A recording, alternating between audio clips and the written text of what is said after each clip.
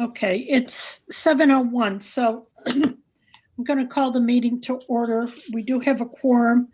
We have myself, Heather, Mark, Amber, and Kathleen. So we can go ahead. Do we want to stand and say the Pledge of Allegiance?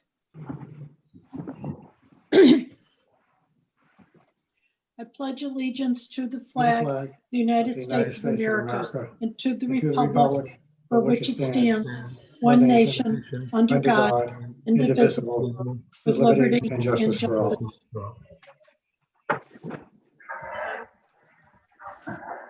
Hi, Greg. Hi. Okay, the first item of business is approval of the meeting minutes from October 19th, 2020.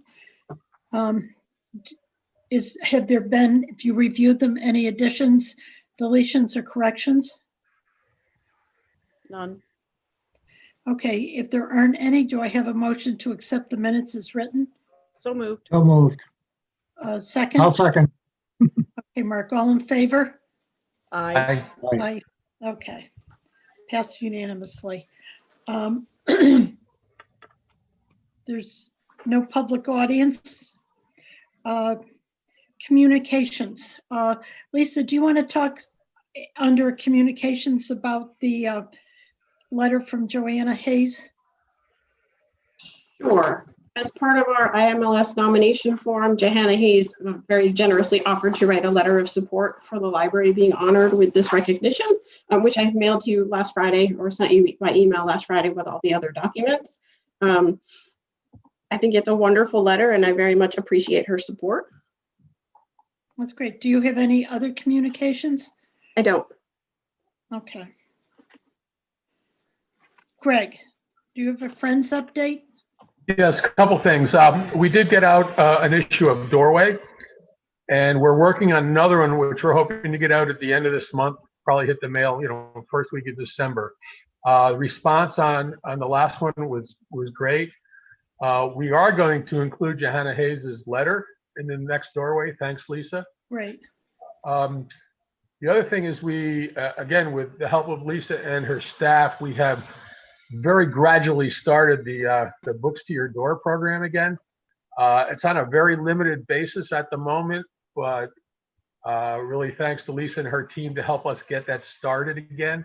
We'll continue to work with it and make sure everything's going smoothly, but we got it started anyway. That's great. That's pretty much it. The new Doorway, we have some other things coming on. The only other thing I'd like to mention is that if any of you know anybody who would like to contribute any kind of digital stuff that we could use with the library, I mean, there's a lot of things that, digital content, we're going to continue to need that through the winter and on going on. A lot of good programs already, but we can always use more. We don't know what's coming up, and the best thing, if you know anybody, have them contact Lisa and her staff and let them review it and try to include it in what they're doing. Thanks. Thank you. Greg, I have a question. What do you mean by digital content? Well, there's various online programs. I mean, if you just look at the listing that the library puts out every week, you can see the digital programs that are going on, and there could be more. I hope. Lisa has previously reported how many people are using those. There's a lot, but the more we have, the more people participate. That's what the library is about. Did I answer your question? I hope I did. Greg, are you going to do anything? I know that there was a membership part of the Doorways. Will there be anything else beyond that as far as soliciting additional aid? Well, other than tapping some of my friends, which I've already done, not sure yet. We're discussing it in the friends. We can't have any get-togethers or anything like right now. So basically, electronic mail or snail mail is the only way we can get to people. We'll continue to try to do that, but without having any gatherings or offerings, to get people together. I'm not really sure what else I can tell you right now. Okay, But things change and we're going to move forward. Hopefully, we're going to get past the current situation, but don't know that yet. okay. But there isn't anything else. I just have a few things. First, I would really like to congratulate Karen, our recording secretary. She's going to take a full-time position at the Senior Center in Simsbury. Karen, you've been invaluable to us. You've been a wonderful secretary, just always accurate, on time. You've just been great. And I personally, and I think the rest of the board, just can't wish you enough luck. And I look forward to seeing you when we can go in the Senior Center again. Thank you. Really, thank you so much. You've been wonderful. You are wonderful. Thank you. And I know, you know, the other boards are going to miss you too. It's been a pleasure. The next item I have, at the meeting next month, we'll take a vote on the 2021 calendar.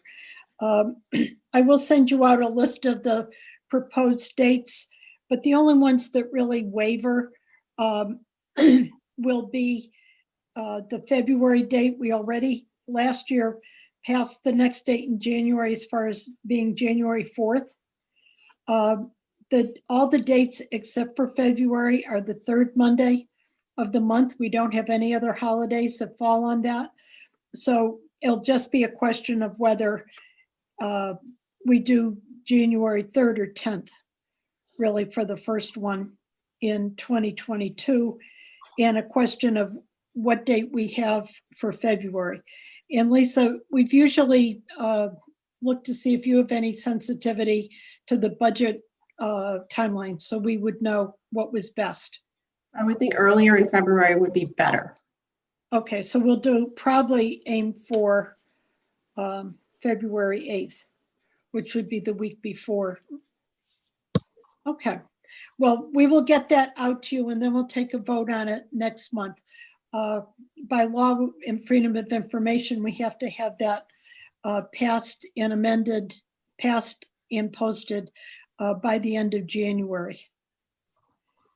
The other thing I have on my list is just to, again, encourage you, if you can, to attend some of the Connecticut Library Board Association Zoom meetings. They are very informative.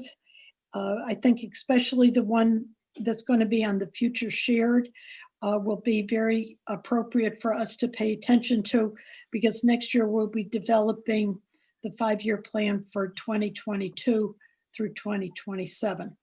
And I think especially for the new board members, that will be helpful to have you hear what they say. I don't know, Lisa, if you have any more feeling of how on topic that will be, but it seems like a good one to attend. Agreed. Yeah.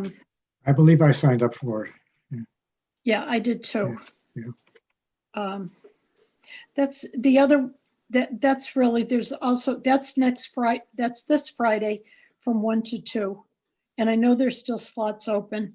And there's another one Thursday, 1 to 2, board assessment. That might also be good. I think that's all I have. With that, I'm going to turn, yes? I'm sorry, I was wondering, do you know if the conferences are going to be recorded? Because I can't do the ones during the business day. I don't know the answer to that. Do you Pardon? know? Lisa, did you say something? I said I don't know the answer to that. I'm sorry, I probably should. I'll send an email to Dawn and ask her. Okay, thank you. Would she be the one, Lisa? She would know, sure. Mhm. Okay, I'll contact her and then I'll get back to you, Tali. Yeah, because that would be nice, because sounds like there's good content, but I can't be Right. there. So. And I know we are going to go into the planning for the next time. All right, thanks. And just to make a note, Karen Tali did join us as far as when we were doing the roll call at the beginning.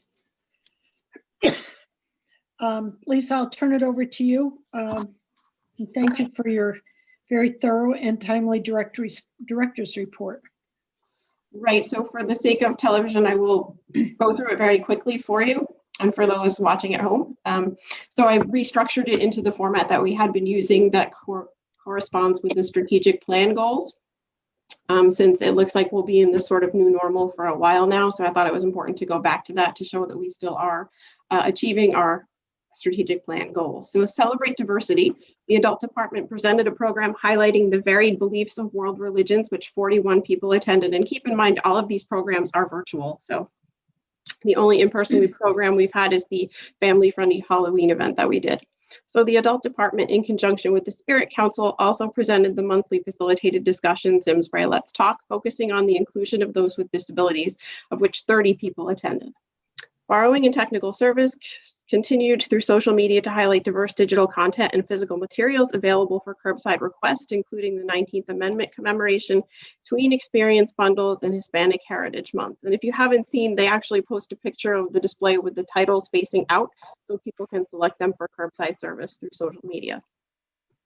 The Children's Department cultivated an environment in which adults and children can achieve understanding of people from diverse backgrounds by highlighting National Hispanic Heritage Months with posts about children's books written by and depicting Latin people, expanded sponsorship of events highlighting different heritages and backgrounds by creating puzzle packs and a book display on the Mexican holiday Day of the Dead. Goal number 2, provide a comfortable, safe place for patrons to visit, both physical and virtual. All senior level staff performed a rotating schedule of monitoring the entrance to ensure visitors were following guidelines and answering questions throughout the months of October. We have since ceased doing that, and we still have had no problems with people coming into the building without following guidelines. Interviews, both first and second round for the Teen Services Librarian, were held, and we have selected a final candidate that is going to the next step in the process to have an interview with the town manager. Borrowing and Technical Services, the Pronto books, I don't know if you've been in the library, but they've been rebranded to coordinate with the overall library brand. They look spectacular. Borrowing and Technical Services also coordinated with the Adult Services Librarian, Chris Carney, and developed a new floor layout map for all of the collections that we reorganized. The Children's Department made a welcoming and warm virtual place to explore learning opportunities with the creation of the Children's Room YouTube channel. They created and published 8 original videos in the month of September, and there were 645 views. Goal number 3, satisfy curiosity through lifelong learning. The adult department presented DIY Pop-Tarts, Craftivism 101, and both of them had 5 attendees. Again, keep in mind those are virtual. Borrowing and Technical Services, the Canopy streaming service, which is new, the usage tripled from the first weeks that we implemented it. And the number of curbside requests plummeted to almost 80%, by almost 80%, because the building is now open, but the number of patrons that we serve overall increased 20%. Head of Borrowing and Technical Services, Rachel Gravel, has been coordinating with Westminster School to ensure that the foreign students who are there are aware that they can have a Simsbury library card. The Children's Department actively engaged participants with more hands-on offerings by creating various activity kits that families can pick up during curbside service. They also offered a wide range of programs, including the in-person Halloween event, which 205 people attended, but they were spaced out very well. And I want to thank the Junior Women's Club for helping to support that. So this, I believe, is goal number 4, know your community. The adult department partnered with the Simsbury Garden Club to present planting for pollinators, which 45 people attended. Borrowing and Technical Services, Library Services Assistant Kathy reconnected with social services to plan library displays and programs to serve the community, including the Holiday Gift Program and the Giving Tree, and the senior resources, starting with Caretakers Month. The BCC presented estate planning, ABLE accounts for your loved ones with special needs, and the top 5 Social Security claiming mistakes people make and how to avoid them. The Children's Department collaborated with the schools to drive learning opportunities by coordinating to get digital content to support the 4th grade curriculum. And then they increased strategic partnerships by partnering with the Junior Women's Club on the Halloween event. Build successful enterprises, commercial and nonprofit. The adult department hosted the Simsbury Camera Club, which 32 people attended, and they also presented a virtual tour of the Museum of Fire. The Children's Department built and expanded on partnerships by partnering with Pumpkin Patch at First Church, who actually let us borrow the pumpkins to decorate, and the hay bales for the Halloween event. So we returned them and encouraged people to walk over and visit. And finally, be an informed citizen of the local, national, and world communities. The adult department partnered with Simsbury Diversity and Inclusion Working Group, the Commission on Human Rights and Opportunities, the Spirit Council, and Block Bias to present a participatory webinar co-sponsored by the Boys and Girls Club of Hartford that focused on inequity in housing and education in Simsbury, which 32 people attended. They also partnered with the Simsbury-based Holding the Door Open Facebook group to present a podcast series with the goal of reframing American history around slavery and the contributions of African Americans. Listening Club 1619 project, of which 19 people attended. And the Children's Department did their part by doing book displays on Election Day and voting. And that's my report. And I'm happy to answer questions. Does anyone have any questions of Lisa or any other topic that might not have been touched on? Well, thank you. We can move on to budget, which to my eyes, it's 34%, which is right on target for the first third of the year.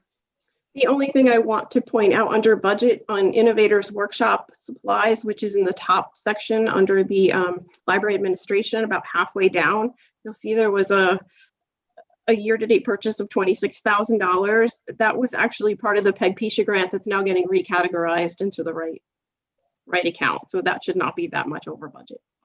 Okay, thank you. Are there any other questions of Lisa for the budget?